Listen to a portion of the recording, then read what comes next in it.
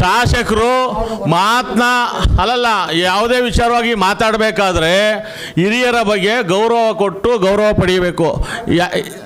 ಯಾಕೆ ಅಂತ ಹೇಳಿದ್ರೆ ಸೈಕೋ ಮತ್ತೊಂದು ಕೈ ಸೊನ್ನೆಯಲ್ಲಿ ಸಾರ್ವಜನಿಕ ಸ್ಥಳಗಳಲ್ಲಿ ನೀವು ಕೇಳಿದಾಗ ಪ್ರಶ್ನೆ ಮಾಡಿದಾಗ ಹಿಂಗೆಲ್ಲ ತೋರಿಸಿ ಒಂಥರ ಅಸಂಭವದ ಪದ ಉಪಯೋಗಿಸಿ ನಮಗೆ ಅದು ಇದಾಯ್ತದೆ. ಯಾಕೆಂದರೆ ನಾವೆಲ್ಲ ಕುಂತಿರ್ತೀವಿ, ನಾವು ಇದುವರೆಗೆ ಶಾಸಕರ ಬಗ್ಗೆ ಎಲ್ಲೂ ಮಾತಾಡಲಿಲ್ಲ. ಕೋಆರ್ಡಿನೇಷನ್ ಆಗಿ ಶಾಸಕರು ಹೊಸಬ್ರು ಅನುಭವ ಇರೋಲ್ಲ ಮಾಡ್ಕೊಂಡು ಹೋಗಲಿ ಅಂತ ಹೇಳಿದ್ದು.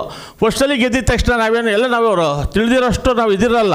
ಯಾಕೆ ಅಂತ ಹೇಳಿದ್ರೆ ನಮ್ಮ ಮನೆಗಳಲ್ಲೂ ನಮ್ಮ ಚಿಕ್ಕವನು ಕೌನ್ಸಿಲರ್ ಆಗಿದ್ದರು, ನಮ್ಮ ತಾತ ಮೂಡ ಅಧ್ಯಕ್ಷರಾಗಿದ್ದರು, ಇವರೆಲ್ಲ ಇದ್ದರು. ನಮ್ಗೆ ಅನುಭವದ ಕೊರತೇನಿಲ್ಲ, ಅನುಭವದ ಇದಿದೆ.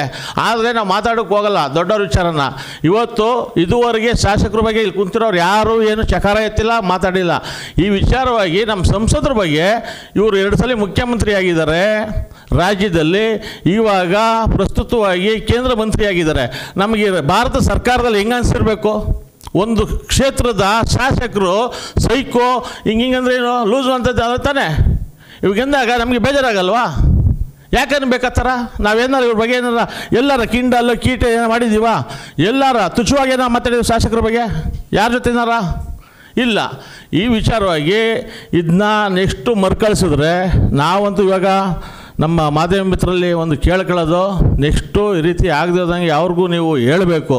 ಯಾಕೆ ಅಂದರೆ ಗೌರವ ಕೊಟ್ಟು ಗೌರವ ಪಡೆಯಬೇಕು. ಅವರು ಇನ್ನು 10 ದಿನದೊಳಗೆ ಅಂದರೆ ಈ 1ನೇ ತಾರೀಕು ಒಳಗೆ ಏನಾರ ಕುಮಾರಣ್ಣವ್ರಿಗೆ ಕ್ಷಮೆ ಕೇಳದೆ ಹೋದರೆ ನಾವು ನಮ್ಮ ಪಕ್ಷದ ವತಿಯಿಂದ, ಆಮೇಲೆ ಕುಮಾರಣ್ಣನ ಅಭಿಮಾನಿಗಳ ವತಿಯಿಂದ ನಾವು ಮಂಡ್ಯದಲ್ಲಿ ಬೃಹತ್ ಪ್ರತಿಭಟನೆ ಮಾಡಿ ಇದ್ರ ಬಗ್ಗೆ ಮುಂದೆ ಏನು ಮಾಡಬೇಕಂತ ನಾವು ಮಾಡ್ತೀವಿ. ಯಾಕೆ ಅಂದರೆ ನೆಕ್ಸ್ಟು ನಾವು ಚುನಾವಣೆ ಬಗ್ಗೆ ಮಾತಾಡೋಲ್ಲ, ಡಿ.ಕೆ. ಶಿವಕುಮಾರ್ ಅವ್ರ ಜೊತೆ ಮಾತಾಡೋಲ್ಲ. ಯಾಕೆ ನಮ್ಮ ಮುಖ್ಯಮಂತ್ರಿಗಳು, ನಮ್ಮ ಮಿನಿಸ್ಟ್ರುಗಳವರು, ನಾವು ನಮಗೂ ಮಾತಾಡೋಕ್ಕೆ ಬರ್ತದೆ. ಯಾಕೆ ಅಂದರೆ ನಮ್ಮ ಶಾಸಕರು ನಮಗಿಂತ ಚಿಕ್ಕವರು ದೊಡ್ಡವರೇನಲ್ಲ ವಯಸ್ಸಲ್ಲಿ, ಅನುಭವ ಇರೋಲ್ಲ ಅಂತ ನಾವು ಸುಮ್ಮಿರ್ತೀವಿ. ನಿಮಗೂ ಹೇಳ್ತಾ ಇದ್ದೀನಿ, ದಯವಿಟ್ಟು ಅವರು ಶಾಸಕರಿಗೆ ಹೇಳಿದಾಗ ನೀವು ಅದು ಹೇಳಬೇಕು ಅಂತ ಹೇಳ್ತಾ ತಮ್ಮಲ್ಲಿ ಒಂದು ಕಳಕಳಿಯ ಮನವಿ ಮಾಡ್ಕೊಂಡು ಈ ಪತ್ರಿಕಾಗೋಷ್ಠಿಯ